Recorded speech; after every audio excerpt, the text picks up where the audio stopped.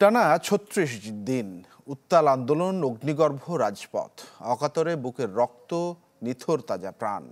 জুলাই আন্দোলনে রাজধানীর পর এমনই তপ্ত ছিল বন্দরনগরী। তারপর রক্তের সিঁড়ি বেয়ে ৫ আগস্ট আসা অভাবনীয় বিজয়েও অভূতপূর্ব এক জাগরণ সৃষ্টি হয় বহু সংগ্রাম ইতিহাসের নগর চট্টগ্রামে।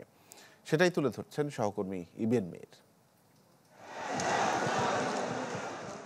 এক ঘোর অনিশ্চয়তা নিয়ে রাজপথে ছাত্র জনতা।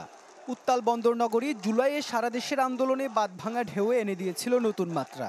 ফলে ঢাকার পর শাসক গোষ্ঠীর রক্তচক্ষুর কাছে বড় লক্ষ্য হয়ে ওঠে চট্টগ্রাম। বন্দরনগরীতে জুলাই আন্দোলনের সূতিকাগার ছিল চট্টগ্রাম বিশ্ববিদ্যালয়। ছোট আকারে শুরু যে আন্দোলন নগরের রাজপথে এসে রূপ নেয় মহাবারুদে।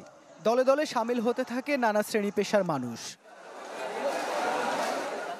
১৬ শহর থেকে মুরাদপুর, বহদ্দারহাট, নতুন ব্রিজ কিংবা নিউ মার্কেট অথবা টাইগার পাস, ৩৬ দিনে এসব স্পট হয়ে ওঠে আন্দোলনের তীর্থক্ষেত্র, যেখানে ঝাঁপিয়ে পড়ে স্বৈরাচারের দলীয় কিংবা সরকারি বাহিনী।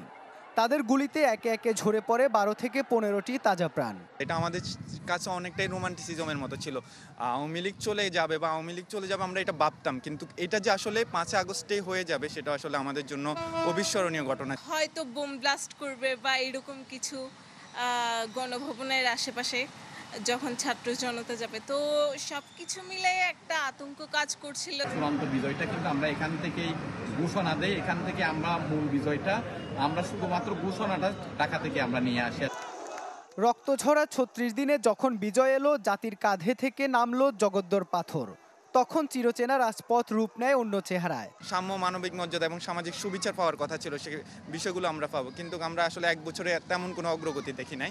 সেই জায়গা থেকে আমাদের হতাশাও আছে। সবচেয়ে বেশি যেটা পেয়েছি সেটা হচ্ছে বাক স্বাধীনতা, এবং দেখা যাচ্ছে যে একটা পর্যায়ে গিয়ে বাক স্বাধীনতাকে আমরা এমনভাবেই ব্যবহার করা শুরু করেছি যেটা আসলে অযৌক্তিক হয়ে দাঁড়ায়। বুটসুরের শিক্ষামন্ত্রী নপেল ছিল, নুরুল আজম রনি, মহিউদ্দিন বাসু, শোয়েব আলতাফ সুমন, এখানে টিনু থেকে শুরু করে শিশু সন্ত্রাসী যারা ছিল তাদেরকে আমরা এখনো পর্যন্ত গ্রেপ্তার দেখি নাই।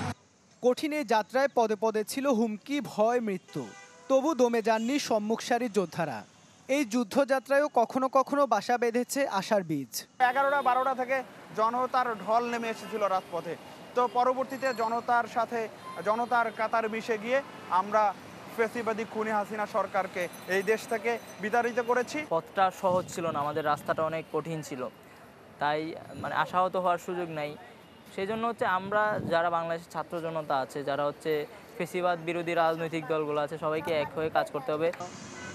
বৈষম্যমুক্ত যে দেশের স্বপ্ন দেখে রক্ত দিয়েছে ছাত্র জনতা, সেই দেশ প্রতিষ্ঠিত হবে, আর শির উঁচু করে যুগের পর যুগ দাঁড়িয়ে থাকবে রক্তাক্ত জুলাই, হবে নবযুগের সূচনা, এমন প্রত্যাশা জুলাই যোদ্ধাদের। ইবেন মীর, চ্যানেল 24, চট্টগ্রাম।